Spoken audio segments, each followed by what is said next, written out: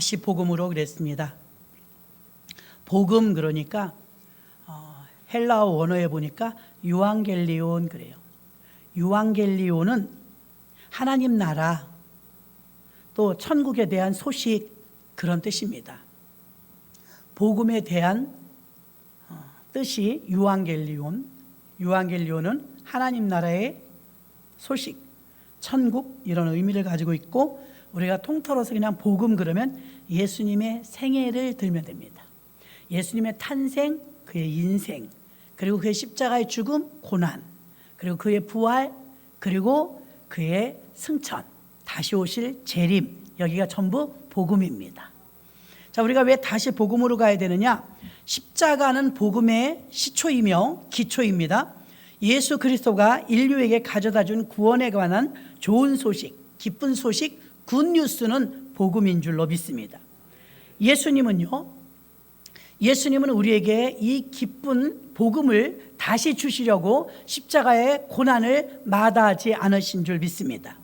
어느 통계에 보니까 전에도 한번 말씀했습니다. 전 세계인들에게 가장 중요하게 생각하는 게 뭐냐? 그러니까 가족이라고 했습니다. 가족. 우리나라는 돈이라고 했고요. 그런데 우리나라 사람들에게만 당신은 소원이 무엇입니까? 소원. 여러분에게 만약 그렇게 묻는다면 뭐라고 말할까요? 당신의 소원은 무엇입니까? 그랬더니 1등이 뭐냐면 여러 가지가 있었지만 1등이 행복이었어요. 행복. 여러분도 이해하시죠? 우리도 그렇게 생각하는 분이 많을 거예요. 나도 행복이 소원이야. 자, 행복이 소원이라면 행복은 여러분이 알다시피 에덴 동산 최초에 하나님이 만들어서 우리에게 그냥 주셨죠. 그 에덴 동산의 뜻이 행복의 동산이에요. 하나님이 우리에게 원래 주신 에덴 동산의 뜻이 뭐라고요? 행복의 동산. 그럼 이미 우리에게 부여했던 것이에요. 그렇죠? 원래 준 거예요. 원래 준 거. 근데 잃어버렸죠. 놓쳤죠. 대부분은요. 왜 이스라엘의 명절 가운데 77이 49, 7년이 7번 지나가면 50년 차를 희년이라 하느냐? 가난이 대물림 된다, 부도 대물림 된다, 이런 소리 들어보셨을 거예요. 저가 아는 사람은 이병철 씨 일가만 해도 벌써 3대, 4대 내려가도록 부자예요. 부가 대물림 된 거예요. 그렇죠? 그런데 그 반대도 많죠? 가난이 대물림 된 집 있을까요? 없을까요? 부지기수입니다. 근데 하나님의 성경의 방법은요, 가난이 대물림 되지 못하도록 제도적으로 만들어 놓으신 이 법이 있는데 그 법이 율법이요. 그 법 중에서 희년이 그 법이에요. 50년 차에는 다 돌려주는 거예요. 빚을 졌어도, 땅을 뺏겼어도, 집을 뺏겼어도, 자식을 뺏겼어도, 채주가 채 갔어도, 몸쪽으로 가서 노예로 갔어도 노예 신분이 다 찢겨지면서 자유의 몸이 되는 날이 복음성 가진 너는 크게 외쳐라 뭐 그런 찬양 있잖아요. 자유가 됐을 때 그 자유를 외치라는 거예요. 그게 바로 희년입니다. 희년. 자, 우리가 복음으로 보면요, 예수 그리스도가 우리에게 오신 것은 희년이에요. 우리 결박을 끌어주시고 우리에게 참 자유를 주셨기 때문에 예수님은 우리에게 자유를 주신 희년이신 줄 믿습니다. 아직도 예수를 만나지 못한 사람들은 매여 있어요. 죄에게, 음욕에게, 또 어떤 정욕에게 다 매여 있어요. 욕심에게. 이 매여 있는 상태에서 참 자유를 누릴 수 있는 것은 예수 그리스도 오셔야 가능합니다. 전인격적으로 예수님을 받아들여서 예수가 내 삶에 오셔서 내 인생 속에 우리를 좌정하시면 우린 비로소 참 자유를 누리는데, 그때 오는 자유는 우울증의 결박도 정신병의 결박도 전부 끊어지는 줄 믿습니다. 이게 바로 주님이 주시는 희년의 복이에요. 희년. 희년에는 매였던 것, 종살이였던 것, 또 노예였던 것, 또 전답 다 뺏겼던 것, 내가 잘못해갖고 실수해서 투자를 잘못해서 다 잃었던 것, 기회가 없잖아요, 이 땅에서는요. 근데 하나님의 말씀 안에서는 기회가 있는데 다 돌려주는 거예요. 그러니 우리에게 수지 많은 일 아닙니까? 가난이 대물림 될 수 없는 거예요. 다시 원상으로 회복의 기회를 주셨습니다. 자, 예수 그리스도께서 이 땅에 오셔가지고 우리에게 이 땅에 사는 동안만 회복을 주시는 것이 아니라 영원한 천국 에덴의 회복, 우리 행복의 동산을 다시 찾으려고 이 몸부림을 치며 사는 것 아니겠습니까? 예수 그리스도께서 우리에게 오셔서 그분이 우리에게 잃어버렸던 행복의 동산 에덴을 주셨습니다. 아멘. 놀라운 역사지요. 저는 오늘 다시 복음으로 하면서 여러분을 며칠 못 뵀어요. 많은 분들을. 명절 연휴니까요. 주일날 보고 오늘 봐요. 반갑지요. 근데 여러분들이 난 오실 줄 알았어요. 당연히 오실 줄 알았어요. 그 안에도 더러 오신 분도 있지만 대부분은 3일 만에 오셨어요. 그래도 3일 만에 오신 분들 대단한 거죠. 아직도 못 오신 분도 있죠. 외국에 가신 분도 계세요. 아직 돌아오지 않은 분도 계세요. 그러나 선교 나갔던 청년도 한 명은 돌아왔어요. 3주가 벌써 됐나 봐요. 돌아왔어요. 저는 여러분들이 돌아올 걸 알았어요.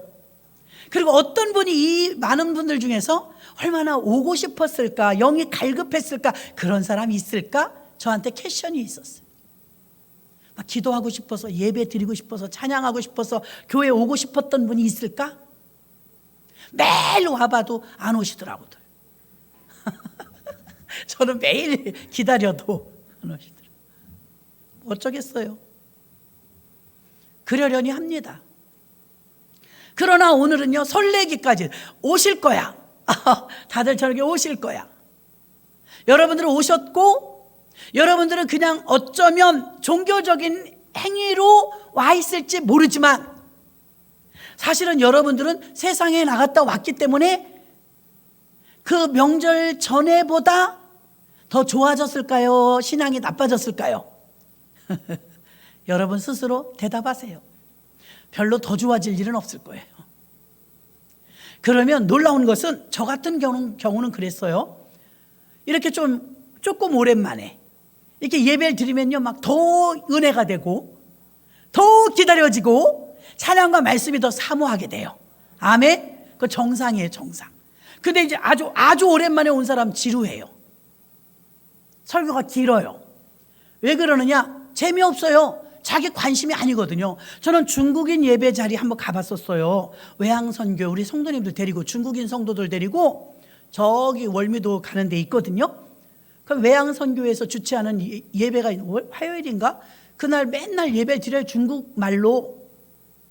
그 미안하잖아요. 한국말로 설교하는 걸 우리 버티고 앉아서 들어주는 성도님들 미안하고 고마워서 다 모시고 갔었어요. 아, 나 왜 성도님들 좋은지 그때 알았네.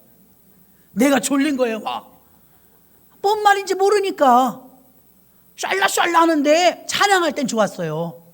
찬양은 음을 알잖아요. 음을 아니까 뭐 다른 말로, 나는 우리말로 하는 거야 그냥. 나는 기쁘다, 나는 기쁘다, 이런 찬양들 많이 하죠. 워짱 과일라, 워짱 과일라. 이건 쉬우니까 하는 거예요. 워짱 과일라, 짱짱 과일라, 이래. 와다시와 우레시, 와다시와 우레시 다 외웠어요. 이렇게 짧은 복음성가를 하면 우리가 알잖아요, 곡을. 그러니까 우리나라 말로 하는 거에 나는 자기는 자기 나라 말로 하고, 그러니까 찬양할 땐 좋았어요. 설교가 시작됐어요. 난 좋을 줄 알았죠. 하나도 재미없어요. 들리질 않아요. 아무리 들으려고 해도 졸려요. 그 제가 깨달았네요. 아유, 이게 어려운가 보다. 설교가 왜 졸아. 조는 분이 있다는 건 둘 다 잘못이에요. 설교자도 잘못이고 본인도 잘못이고. 제가 거기 앉아보니까 저는 예배 졸은 적이 거의 없어요. 중국말로 설교하니까 졸리더라고요. 얼마나 이게 듣는 게 한국말로 설교했을 때 힘들었겠어요. 그러니까 중국인 선교들이 존경스럽더라고요. 1시간을 버티고 앉아 계시잖아요. 남들이 웃으면 이렇게 쳐다봤다 그리고 웃어. 뭔지도 모르고 웃는 거예요. 그때는 하나님이 은혜를 주신 줄로 믿습니다. 그 이제 이스라엘에 갖고 전 세계인들이 모여서 예배를 드리는데, 그때도 마찬가지였어요. 호텔 한 층을 다 빌려갖고 예배를 드리는데 뭐 은혜의 동안이었어요. 모두가 춤을 추고 덩실덩실 자기네 나라 말로 찬양하는 거예요. 찬양은 거의 다 공통적인 찬양이 많아요. 근데 얼마나 혼연일체 하나가 되었는지 몰라요. 놀라운 것은 이거는 뭐 노랑머리든 피부가 검든 희든 황인종이든 아무 상관이 없더라. 은혜가 임하는 곳에는요, 성령이 함께 하실 땐 동일하게 똑같이 느낄 수 있었어요. 아멘. 너무 행복하고 너무 즐거운 시간이었어요. 저는 오늘 5가지 정도만, 막 열심히 한다고 했는데도 5가지 정도만 뽑아갖고 나왔어요. 준비하느라고. 무엇을 했냐? 오늘 말씀 속에서는 마리아와 요셉이 명절날, 유월절, 오순절, 장막절, 이스라엘에 3대 절기가 있어요. 절기는 축제란 뜻이고 명절이란 뜻이에요. 명절. 우리나라도 한가위가 있고 설날 있잖아요. 그런 것처럼 여기도 명절이 3개가 있는데 오늘 본문은 유월절이었어요. 유월절이 3개의 명절 중에 제일 커요. 명절을 만났으니까 이제 귀향한 거예요. 고향에 간 거예요. 상상을 해보세요. 여러분들 고향 갔다 오잖아요. 고향에 갔는데 오랜만에 친지들을 만나니까 반갑잖아요. 반가워서 막 주거니 받거니 하다가 모든 잔치를 끝내고 돌아오는 길에 행렬이 전부 이렇게 우르르 오다 보니까 오늘 본문에 뭐래요? 예수님의 어머니 마리아와 요셉이, 예수님이 12살 됐으니까 어느 정도 컸잖아요. 일에만 한 거예요. 당연히 우리 일행 중에 있겠지 하고 가고 있는 거예요. 얼마나 가냐면 하루를 갔어요. 세상에 하루를 가도록 자기 아들이 없는데 몰라요. 대단한 엄마예요. 깜짝 놀래가지고서 아니 우리 예수가 어디 갔지? 어디 갔지? 그제서야 막 물어보니까 아무도 못 봤다는 거예요. 하늘이 노랗죠. 애가 없어졌다는데. 잃어버리는 데는 하루 걸렸는데 찾는데 3일 걸리죠. 그래서 이제 여러분도 지갑을 잃어버리면 여러분이 갔던 장소를 가보잖아요. 그러니까 마리아와 요셉도 되돌아가야 할 수밖에 없는 거예요. 아들을 잃어버렸으니까. 그래서 아들을 찾으러 거슬러 올라가다 보니까 동네에서 만난 것도 아니고 우물가에서 만난 것도 아니고 서로 오다 가다 만난 것도 아니고 성전에 갔더니 랍비들에게 묻기도 하고 대답하기도 하고 묻기도 하고 대답하고 예배하고 찬양하고 말씀 들으면서 아주 너무 편안하게 있는 거예요. 아니 그 교회에서 그렇게 하고 있는 모습을 봤을 때 첫 번째는 안도감이 있었을 것이고, 그렇죠? 일단 찾았으니까. 두 번째는 화나겠죠. 말귀를 알아들을 만한 나이인데 왜 엄마 따라오지 않고 여기 남아있냐고 속상하죠, 엄마 입장에선. 그래서 그대로 말했어요. 우리처럼. 아이야, 왜 이리 하였느냐? 너희 어머니 아버지 우리가 너를 찾을 줄 몰랐느냐? 네가 지금 여기 있으면 어떡해? 너 찾느라고 하루길을 돌아왔잖아. 이렇게 말했어요. 조금 꾸중했을 거예요. 예수님이 너무 난감한 표정으로, 아니 어머니, 내가 내 아버지 집에 있는 게 당연하지. 내가 내 아버지 집에 있어야 되는 게 당연하지 않습니까? 깜짝 놀라는 거야. 맞아, 우리 아들이 아니었지. 하나님의 아들이었지. 그래, 하나님의 아들이었고 하나님의 집에 있는 건 너무나 당연하지. 그 마리아와 요셉이 어디서 찾았냐면 교회에서 찾았어요. 여러분들이 명절 연휴를 어디서 보냈든 상관없어요. 다시 교회로 돌아왔을 때 여러분들은 여러분의 믿음의 그 예수를 다시 만나야 해요. 어디서 만났어요? 성전에서. 친척 만나서 만난 게 아니에요. 여행 가다 비행기에서 만난 게 아니에요. 여러분, 예수님을 어디서 만났냐면 교회에서 만났어요. 여러분도 다시 교회에서 주님을 만나 재충전되기를 주의 이름으로 축원합니다. 우리의 소원이 행복이라잖아요. 있을 사람이 제자리에 있어야 비로소 마음이 안정감을 찾는 거예요. 남편이 하루 이틀 3일 안 돌아와. 아유 신난다, 밥도 안 해주고 신났다. 일주일이 돼도 좋은 사람이 있을까요? 제정신이 아니에요. 그러면 올 사람은 와야 마음이 놓이잖아요. 아멘. 제때 와야 될 사람은 와 있어. 자기 집에 있어야 그것이 안정감을 찾는 것이고 행복한 것입니다. 어린아이는 부모님과 같이 있어야 안정감을 찾아요. 돈으로 안 돼, 장난감으로 안 돼, 먹을 거로 안 돼요. 그 아이는 어머니 품에 있을 때 비로소 제일 행복한 거예요. 우리도 마찬가지예요. 한참 바빴을 거예요. 명절이라서. 사업하시는 분은 뭐 대목 보느라고 얼마나 바빴겠어요. 예수님 잠깐만 계세요, 바빠요. 이랬을지도 몰라요. 얼마나 바쁜지. 그렇지 않겠습니까, 여러분? 또 먼 길을 오고 가는 운전하시는 분들은요, 뭐 정신없죠. 차 밀리니까. 민족 대이동이라고 하지 않습니까? 근데 여러분들은 오늘 이삭이 전화를 받으면서요, 목사님 잘 다녀왔어요. 이래. 아니 너 잘 다녀왔다는데 왜 기침하니? 그랬더니 괜찮았거든요. 근데 어젯밤부터 감기가 들었어요. 갈 때 감기 걸렸었거든요. 근데 비행기 타면서 보류 돌아와서 다시 컴백. 너무 웃겼어요. 그래서 아니 너 갈 때 감기 걸려갖고 걱정했잖아. 그랬더니 그래 괜찮았거든요. 근데 어제부터 감기가 도로 걸렸어요. 예, 푹 쉬어라.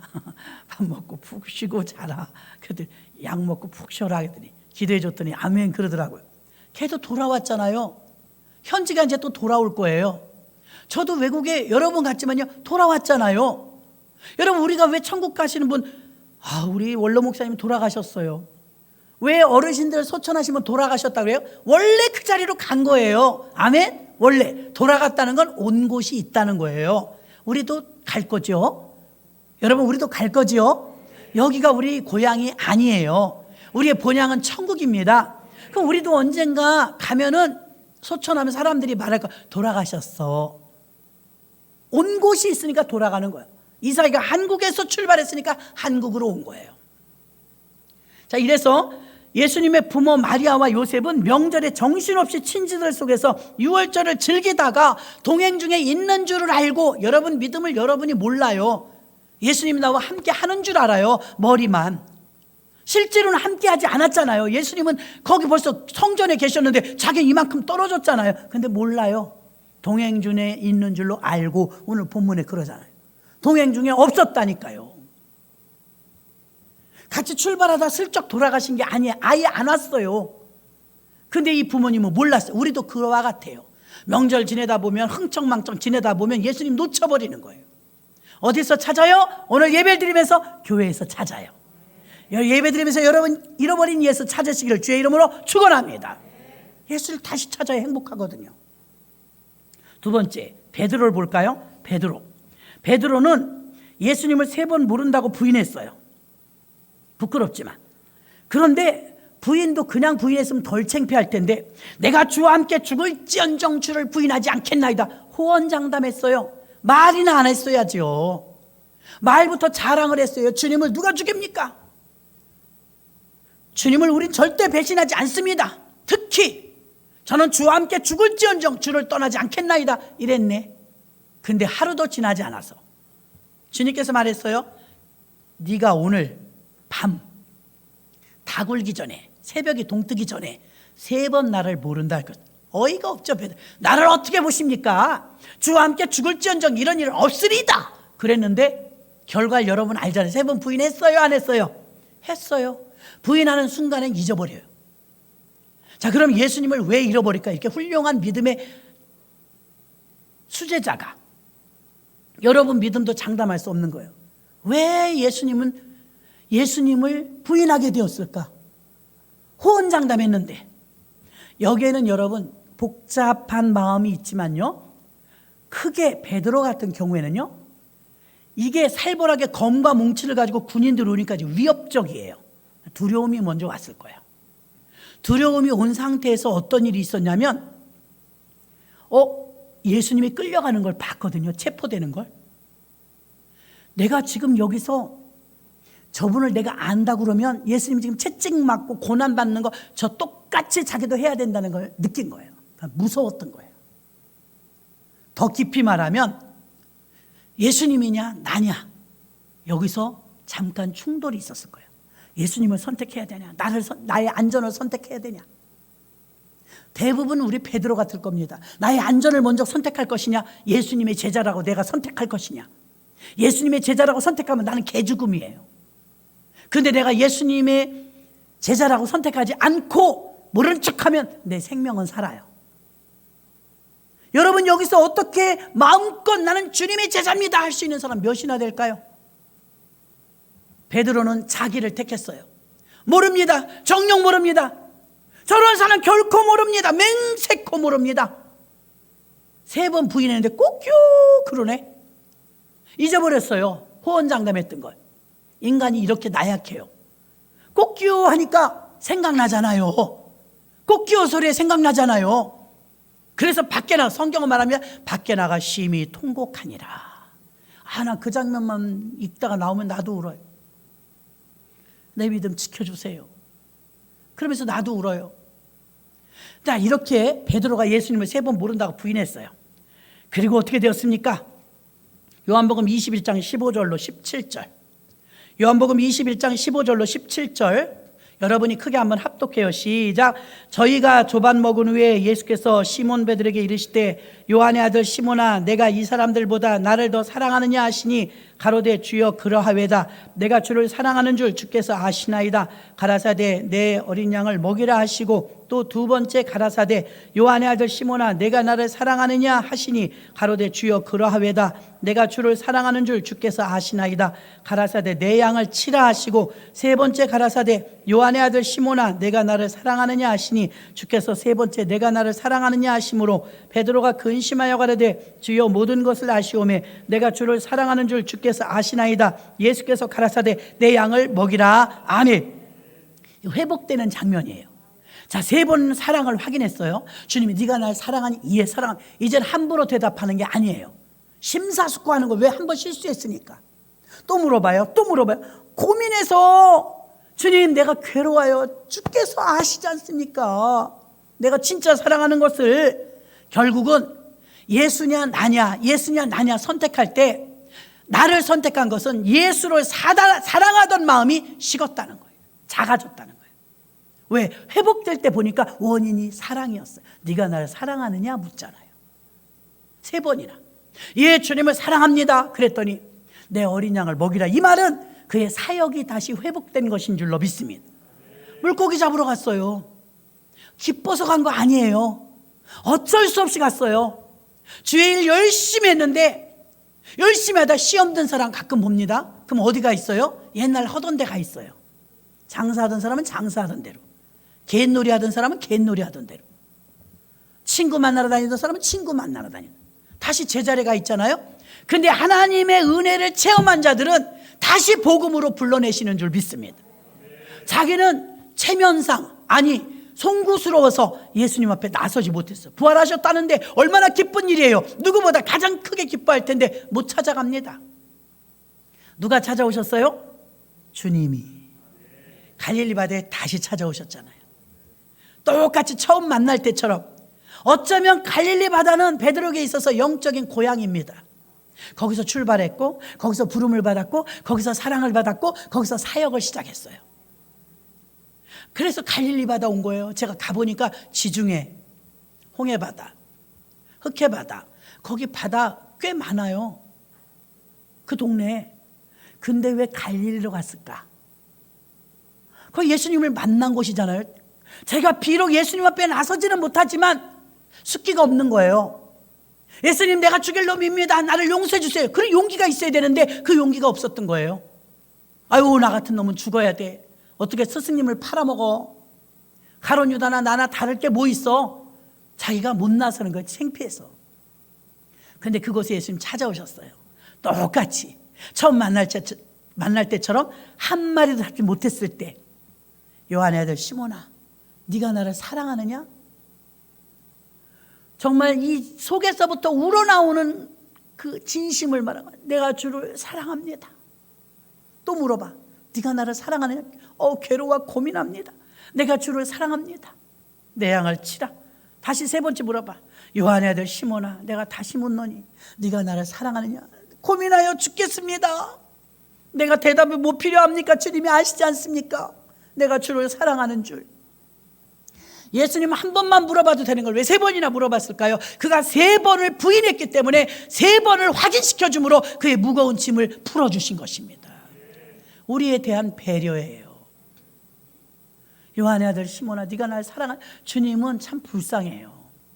나 같은 부족한 자를 통해서요 사랑한다는 고백을 너무 듣고 싶어 하세요. 근데 우리가 안 해요. 맨날 주님한테 사랑만 해달래. 나만 사랑해 주세요. 주님 나를 사랑하시죠. 그거 알잖아요. 주님도 목말라요. 너도 나를 좀 사랑해라. 사랑하는 거 아시잖아요. 아빠가 퇴근할 때 아이가 아빠 반가이 맞아서 아이스크림 없어? 아이스크림 손에 없으면 에이 아빠 안 반가워. 근데 아빠 그래 아이스크림이 없어도 볼에다 비비면서 아들내미인지 딸내미인지 아빠 사랑해 그러면 아빠가 얼마나 좋겠어요. 대부분 아이들은 아빠 그러고 아무것도 없어? 장난감 안 사왔어? 아이스크림 없어? 우리가 그 짝이에요. 어린애나 그러는 거죠. 어린애나 아빠 퇴근하면 손 보는 거죠. 무사히 귀가했으면 감사하죠. 아멘. 하나님도 목말라요. 우리를 향해서 죽기까지 사랑하시는데 목숨을 내놓고 사랑한다는 건 손꼽아야 돼. 베드로, 바울, 사도들 몇 명, 얼마나 돼요? 성도는 전 세계 100만 교회라는데 몇 명이나 되냐고요. 주를 위해서 목숨 걸도록 사랑한다는 사람들이. 모르겠어요. 이번에 1차로 단기 선교 다녀오는 청년들이 나중에는 어떻게 주님 앞에 변모될지 모르지만 주를 위해서 목숨을 바쳐 선교의 사명을 다하던 사람들이 우리나라의 복음을 전해주었기 때문에 오늘날 한국교회가 이렇게 성장한 줄로 믿습니다. 그래서 요한복음 21장 15절로 17절에 사랑을 확인했어요. 사랑. 다시 갈릴리로 왔어요. 5가지 중에 첫 번째는 마리아와 요셉이 성전에 와서 예수를 다시 만났고, 베드로는요 주님을 모른다고 부인했다가 다시 수제자가 되는 것은 내가 나를 사랑하느냐 갈릴리 바다에서의 재회인 줄로 믿습니다. 다시 갈릴리에서 다시 복음으로 다시 주의 제자로 거듭난 줄 믿습니다. 세 번째, 우리들을 생각해. 우리 명절 동안 여러분 믿음을 더 잃었을까요? 믿음을 더 키웠을까요? 어쩌면 외롭고 힘든 가운데 이 명절에 더 기도원에 가신 분도 있을 거예요.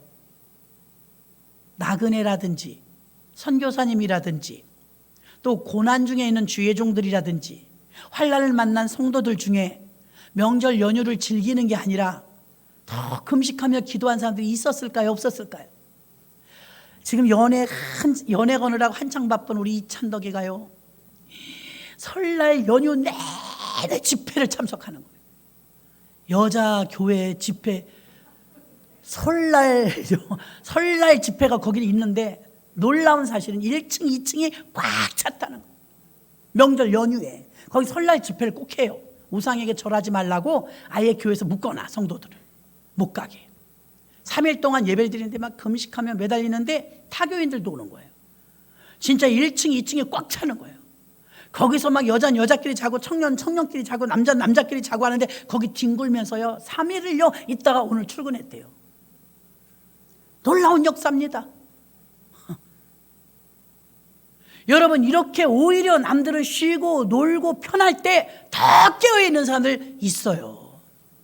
뜨거운 성령 충만한 자들도 있지만 외롭고 힘든 사람들 중에서도요 주님 앞에 기도하고 금식하는 사람들 기도마다 있다는 것을 알 수가 있습니다. 우리의 믿음은 어디로 돌아와야 되느냐? 다시 예수의 피로, 다시 복음으로 돌아와야 합니다. 친지들과 맛있는 거 먹었어요. 저도 정말 월요일 날은 정말 푹 쉬었네요. 아무 부담 없이 정말 잘 쉬었어요. 그래서 우리가 다시 복음으로 와야 된다는 것은요 믿음을 잃어버려도 신앙적으로 지금 내 몸이 어디 다른 데 가 있어도 이스라엘 백성들이 출애굽할 때 보니까 잘나고 똑똑해서가 아니라 문지방마다 인방마다 보혈의 피를 발랐더니 피를 바른 집 안에 있는 사람은 살았고 피가 안 발라진 집에서는 사망자가 일어났어요. 죽음이 건너가고 생명이 살아나는 곳은 피가 있는 곳이었습니다. 여러분, 아무리 세상이 너무 좋고 보너스도 재밌게 먹고 마시고 했다 할지라도 여러분은 다시 보혈의 피로 돌아와야 합니다. 여러분이 다시 보혈의 피로 돌아와 그 믿음의 반열에서 피의 보호함을 받게 해달라고 저는 계속 기도했어요. 여러분, 성도님들이 모두 보혈의 피 안에 들어오게 해주세요. 어디에 있든 보혈의 피 안에 있어야 우리는 보장받습니다. 그러니까 여러분은 어디로 돌아와야 되느냐? 목사님 수요일이라 교회로 돌아왔잖아요 가 아니라 교회로 돌아왔을 때 여러분 믿음으로 다시 보혈의 피 안으로 들어와야 안전합니다. 이스라엘 백성은 장자의 죽음에서 살아남기 위해서 어떤 일을 한 건 아닙니다. 그들을 살려준 건 우리의 행위가 아니라 보혈의 피였습니다. 그러므로 지금도 마찬가지입니다. 내가 3일 동안 잘 놀았기 때문에 이제 주를 위해서 무엇을 할까가 아니라 여러분이 예수 잘 믿는 게 하나님의 일입니다. 그 예수 안으로 쑥 들어오셔서 보혈의 피 안에서 안정감을 누리고 자유함을 누리는 게 여러분이 복음으로 다시 돌아오는 길인 줄로 믿습니다. 우리가 예수의 피를 믿는다는 것은 구원의 어떤 행위가 보탬이 되는 것이 아니라 무식한 것 같아 보여도 보혈의 피를 믿음으로 받아들일 때 우리에게 새 생명의 역사가 일어나는 줄 믿습니다. 그래서 우리들은 어떻게 해야 되냐? 우리는 어디로 돌아와야 되느냐? 교회로 돌아오는 것뿐만이 아니라 예수님의 부모님이 교회에 돌아와서 예수님을 찾았던 것처럼 여러분이 오늘 3일 저녁 예배로 오셔서 여러분이 몸이 예수님 안에 들어오신 것처럼 그만큼이나 중요한 것은 보혈의 피를 의지해야 될 줄로 믿습니다. 그 피 안에 들어와야 여러분 다시 안정감 속에 들어가는 것입니다. 네 번째는 탕자를 생각해 볼까요? 탕자. 우리는 탕자를 말할 때 탕자의 누가복음 15장 말씀인데요, 누가복음 15장의 탕자의 비유를 들을 때 똑같이 나오는 제목이 있어요. 어느 목사님이든 돌아온 탕자, 이렇게 호칭하더라고요. 돌아온 탕자. 탕자는 돌아왔다는 거예요. 그럼 어딜 갔을까요? 선교를 간 게 아니에요. 전도를 간 것도 아니에요. 허랑방탕하고 세상으로 갔다 온 거예요. 재산을 상속받아서 세상에 갔다가 여러분 다 아시잖아요. 쫄딱 망했죠. 이제 배도 채울 수가 없는 거예요. 너무 배고픈 거예요. 어쩌면 돈을 까먹지 않았다면 안 돌아왔을지도 몰라요. 탕자가 돌아왔는데 여러분 갈 때 기세등등했던 모습처럼 오지는 않았어요. 거렁뱅이 꼴을 하고 돼지를 치다 왔으니 냄새도 났을 것입니다. 냄새나고 쫄딱 빈털터리가 돼서 터덜터덜 걸어오는 모습은 떠날 때 기세등등한 모습과는 달랐을 거예요. 근데 아버지는 알아봐요.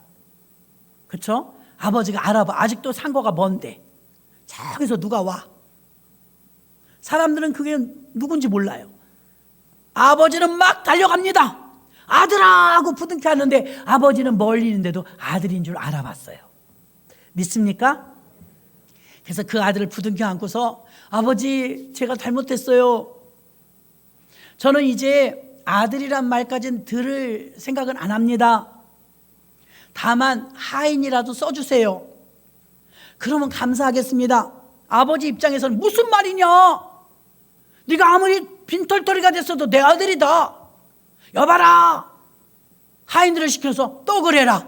소를 잡아라. 잔치를 베풀자. 죽은 줄 알았던 아들이 살아왔으니 이 얼마나 기쁜가. 잔치를 하자. 할렐루야. 잔치 베풀었죠. 가락지 끼워줬죠. 신발 신겨줬죠. 옷을 갈아입혔죠. 원래 나가기 전에 아들이란 그 호칭을 듣는데 그대로 다 회복된 줄 믿으시길 바랍니다. 탕자는 돌아왔을 때 회복됐어요. 자기가 가지고 있는 거 다 잃어버렸습니다. 새해 여러분 아직 돌아오지는 못하는 분들이 있어요. 어디에서요? 믿음의 자리에서 믿음의 자리로 돌아오지 못해요. 기도 생활하던 사람이 기도의 자리로 못 돌아와요. 온전한 11조 생활하던 분이 11조로 못 돌아와요. 감사 생활하던 분이 감사로 못 돌아와요. 봉사와 헌신하던 분이 봉사 헌신의 자리에 못 돌아와요. 탕자는 돌아왔어요. 여러분이 돌아오지 못한 것이 있다면 1월 달에 돌아와야 합니다. 1월에 다시 각오하고 돌아와야 합니다. 진정한 하나님의 사람이라면 여러분이 잃어버렸던 것을 다시 찾기 위하여서 돌아와야 합니다. 그래야 회복됩니다. 탕자는 돌아왔습니다. 그리고 무엇이 회복됐습니까? 먹는 것만 회복된 게 아닙니다. 돌아올 때는 작은 소망이 있었어요. 먹는 입이라도 좀 채워야 되겠다 했는데 입만 채우는 것이 아니라 아들의 자리, 신분이 회복됐습니다. 가락지, 상속자의 자리 회복되었습니다. 노예는 신발을 안 신습니다. 신발을 신겨주었습니다. 그는 귀족이라는 신분이 상승된 줄 믿습니다. 그는 배불리 먹을 수 있을 뿐만 아니라 아들의 자리까지 복권되어서 모든 것이 회복된 줄 믿습니다. 어떻게 됐을 때 회복됐습니까? 제자리에 돌아왔을 때. 집사면 집사의 자리가 있어요. 권사면 권사의 자리가 있어요. 목사라면 전도사라면 전도사의 자리가 있어요. 자기 자리에 충실했을 때 모든 것이 회복되는 줄 믿습니다. 목사다워야 하고 전도사다워야 되고 장로다워야 하고 권사다워야 합니다. 선교사다워야 합니다. 그래야 돌아온 탕자처럼 모든 것이 회복됩니다. 내가 이런저런 사연 때문에 형편 때문에 하지 못했던 것들 1월을 맞이해서 여러분이 탕자처럼 제자리에 돌아가도록 회복되어야 될 줄 믿습니다. 마지막 5번째는요, 사도 바울입니다. 저는 오늘 이 의미심장한 이 말씀을 몇 번 읽어봤어요. 너무 광범위해서 다 읽을 수는 없었는데 성경에 어느 정도 머릿속에 들어있으니까 아무리 봐도 희한했어요. 왜 그러느냐? 사도 바울이 1차 전도 여행 1716km를 해요. 1716km. 자, 2차 전도 여행 4918km. 3차 전도 여행 6016km. 합해서 12650km라고 제가 늘 말씀드렸어요. 12650km가 도보나 선박으로 이동한 거리인데 이거 한 번도 쉬지 않고 걸으면 12년을 가야 돼. 12년. 34년 동안 33년 동안 사도 바울이 걷거나 선박을 통해서 걸어간 거리가 12650km예요. 그런데 여기서 제가 오늘 제목이랑 말씀드리려고 하는 것은 이렇습니다. 1차 선교여행은 출발을 어디에서 했나 봤어요. 안디옥에서 출발했어요. 안디옥에서 안수받고 출발했어요. 놀라운 것은 돌고 돌다가 다시 안디옥으로 와요. 그리고 끝났어요. 1차 선교여행 안디옥에서 출발해서 안디옥으로 왔어요. 2차 다시 떠납니다. 2차 선교여행 안디옥에서 출발해서 다시 안디옥으로 왔어요. 동네는 간 곳은 달라요. 1차 때 간 곳과 2차 때 간 곳은 다른데 돌아오는 것은 항상 똑같았어요. 안디옥. 그 다음에 3차를 살펴봤어요. 자, 3차 선교여행은 어떻게 됐느냐? 출발은 안디옥에서 했어요. 도착은 예루살렘으로 했어요. 여기만 좀 틀리더라고요. 잘 보세요. 원래 사도 바울이 어디서 파송받았냐면 예루살렘에서. 예루살렘이 모교회고 예루살렘이 초대교회예요. 그 다음에 안디옥 교회가 세워지고 에베소 교회 세워지고 로마 교회 세워지고 막 이랬거든요. 그럼 봐요. 안디옥 교회가 이방인 교회로 최초로 세워졌는데 안디옥 교회에서 출발해서 안디옥 교회로 돌다가 왔어요. 1차 끝. 2차 출발합니다. 안디옥에서 출발해서 돌다 다시 안디옥으로 왔어요. 3차 안디옥에서 출발해서 돌다 예루살렘에 갔어요. 저는 이걸 계속 이제 음미하면서 안디옥에서 출발해서 안디옥으로 올 거 왜 안디옥으로 왔을까? 다음 갈 장소로 가야 좀 효율적이지 않아요, 여러분? 걷는 게 얼마나 힘들어요. 다음에 내가 지중해로 갈 거면 지중해에서 딱 끝나고 거기서 휴식을 하고 다시 출발해야 쉽잖아요. 왜 그 먼 길을 또 오냐고요. 그 먼 길을 갔다 또 오고 또 와요. 1차는 안디옥에서 안디옥으로, 2차도 안디옥에서 안디옥으로. 돌아간 곳은 다 달라요. 근데 도착한 곳은 출발한 자리예요. 3차는 안디옥에서 출발해서 예루살렘으로 도착을 하더라고요. 근데 우리는 1차, 2차, 3차만 알죠? 4차까지 있어. 4차. 야, 이게 4차 같이 눈물 없이 못 가는 길이에요. 4차는 예루살렘에서 출발해요. 그 다음에 어디로 갔나 보니까 행적을 찾으니까 로마에서 끝나. 로마. 거기서 죽은 거예요. 못 돌아온 거예요. 아, 너무 슬프더라고요. 예루살렘에서 출발해서 요라굴로고 강풍을 만나면서 목숨을 간신히 건졌는데 로마에 가서 복음을 전가 거기서 순교당해요.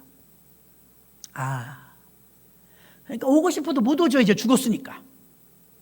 예루살렘에서 출발했으면 예루살렘에 돌아와야 되는데 못 돌아왔어요.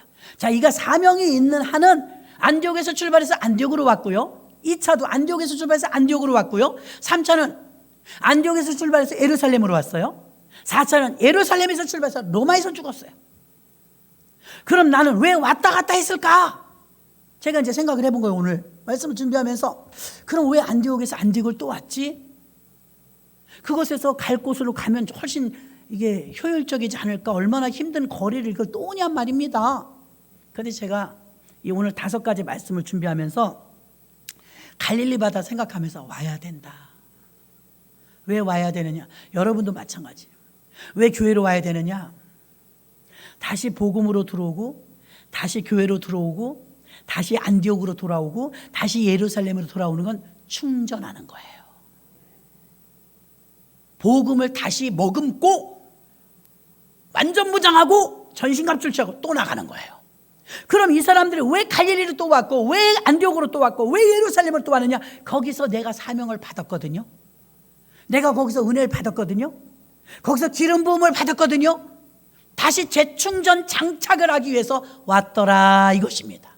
이건 성경에 써 있진 않아요. 제가 생각하니 그렇더라 이거예요. 거의 맞아요. 왜 그러느냐? 안 그러면 비효율적입니다. 끝난 곳에서 다시 4차, 3차 이렇게 가면 되는데 왜 여기까지 오냐 이거예요. 안디옥까지. 다시 예루살렘까지 왜 구태여 돌아오냐 이거예요. 돌아와서 재정비하는 거예요.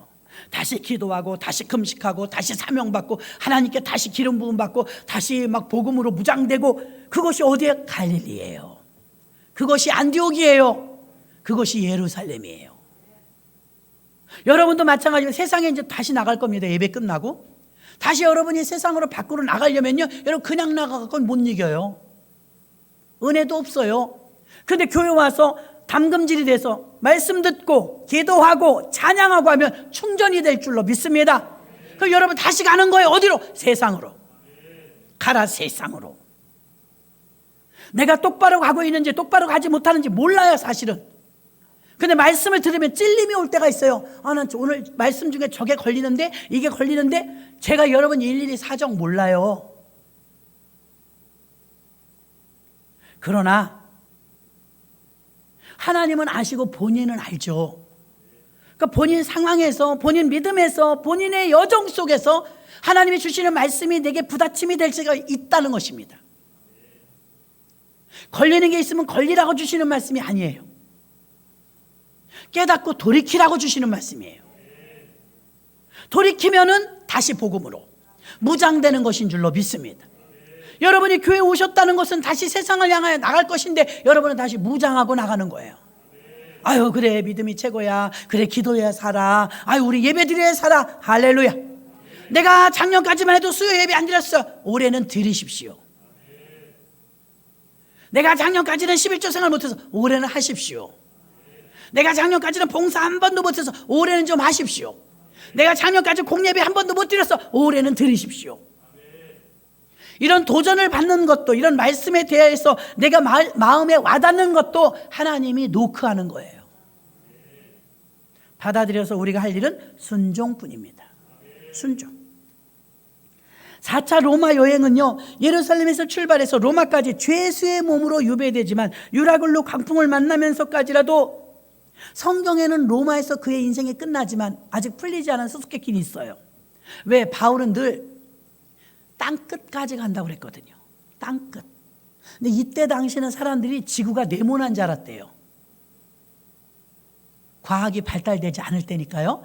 끝이 있는 줄 알았대요. 계속 도는지 모르고 네모난 줄 알았대요. 그때는. 그때 네모나면 땅끝이 스페인, 서바나예요. 서바나. 그 스페인까지 가서 자기가 끝난다고, 자기는 땅끝까지 간다고 한 거예요. 그런데 성경은 사도행전에서 로마에서 끝나요. 로마에서 끝나는데 어떤 학자들은 스페인을 갔다 하고 어떤 학자들은 스페인 갔다는 기록이 없다 하고 아직 밝혀지진 않았어요. 그러나 바울이 나는 땅끝까지 복음을 증거한다고 했기 때문에 사도행전 기자는 사도행전 28장에서 끝나죠.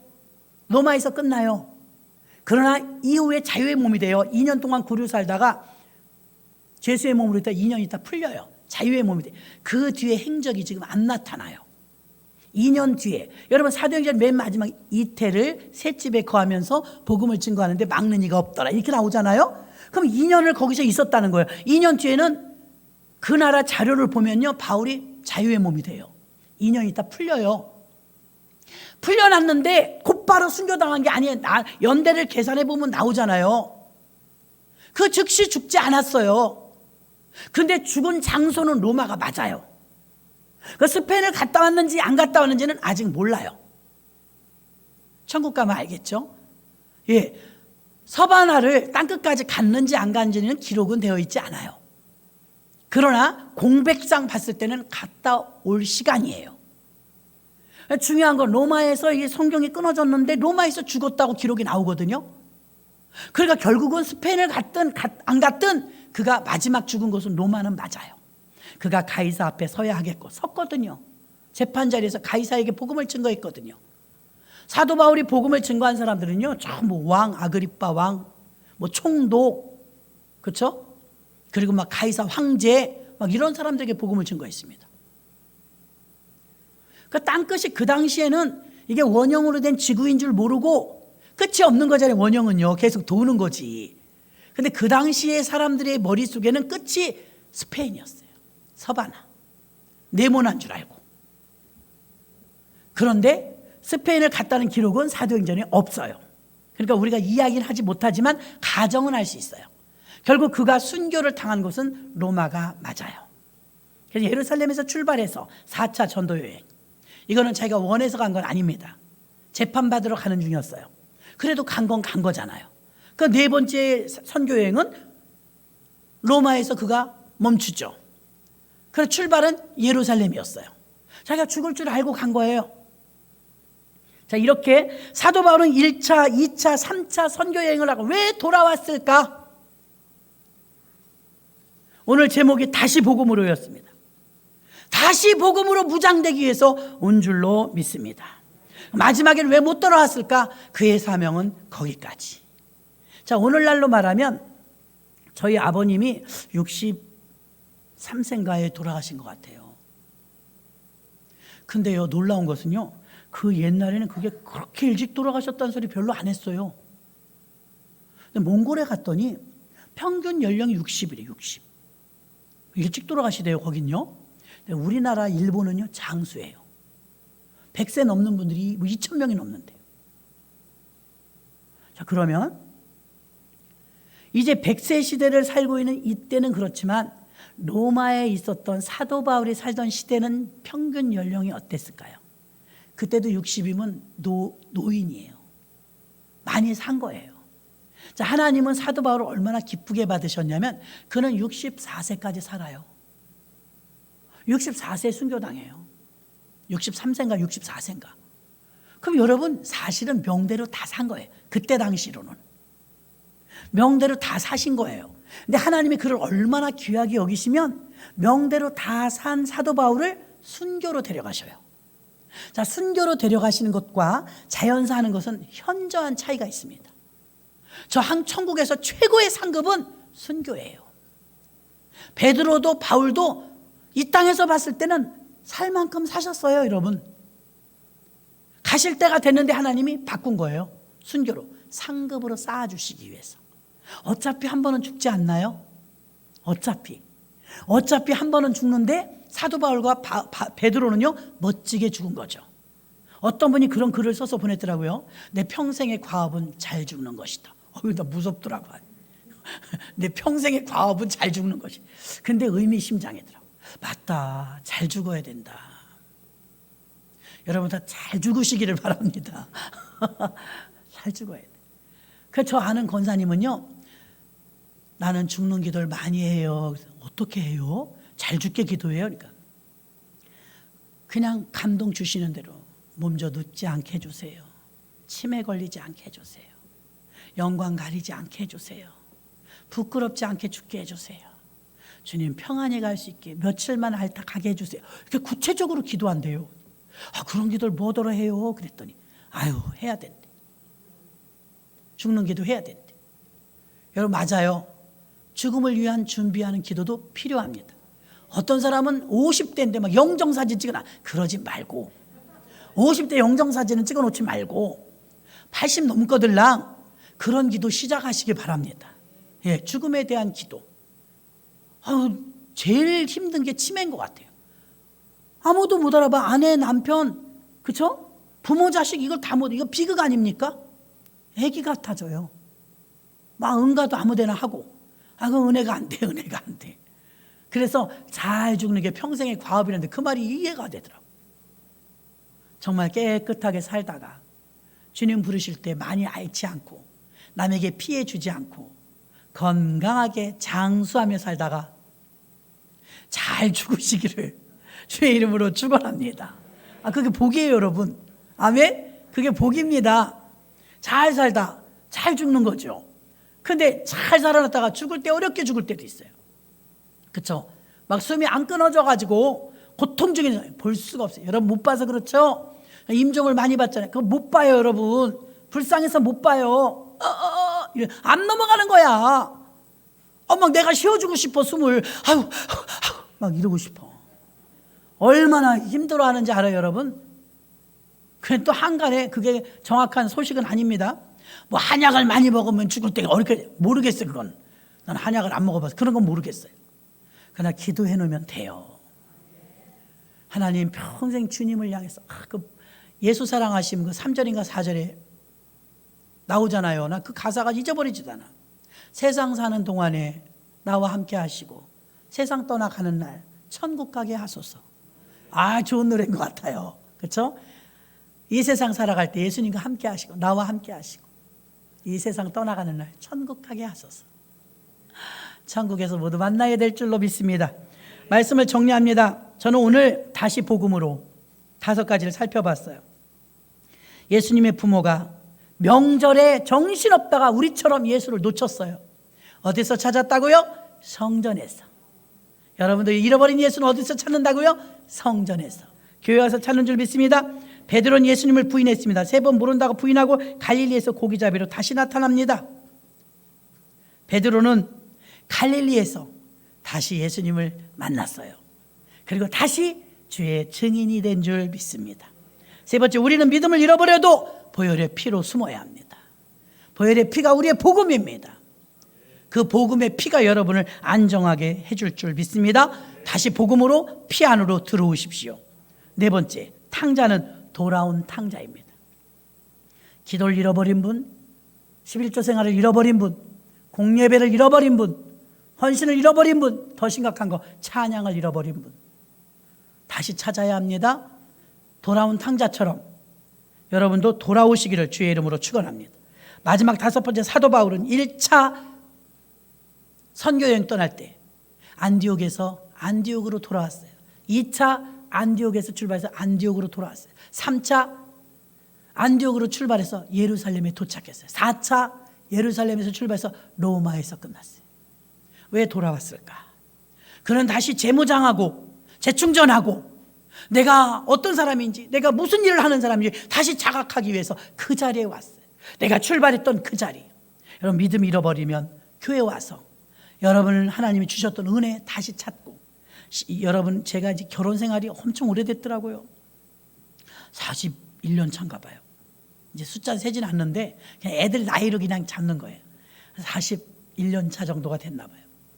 그래도 여러분 놀라지 마십시오. 저도 결혼 사진이 있답니다. 날씬해요. 저도 결혼 사진이 있고 저렇게 대머리 벗어진 할아버지가 아니라 동글동글하고 작긴 해도 귀엽고 깜찍한 젊은 청년 때 장로님이 사진에 있답니다. 믿으십니까? 그걸 보면 추억이 생각나잖아요. 아, 이런 때가 있었지. 불과 20년 전, 30년 전 사진만 봐도 꽤 젊었더라고요. 아, 이제 할머니예요, 할머니. 할머니 같죠? 아주 풍덩하니 좋으네요. 편안하고. 명절 끝이라 한복 입었는데 너무 좋아요. 이제 어쩔 수 없어요. 아, 옛날이에요. 안 돌아와. 그 시절은 안 돌아올지라도 그 시절은 있었잖아요. 우리가 그 시절을 외면하지 못해요. 추억이 있단 말이에요. 우리의 나이에 맞는 추억이 있었단 말이에요. 주님 앞에 우리가 갈 때 오늘 이 예배의 시간도 추억이 될 것입니다. 부끄럽지 아니한 남은 시간이 되시기 위해서 다시 복음으로 무장하시는 귀한 시간 되기를 주의 이름으로 축원합니다. 하나님 아버지 감사합니다.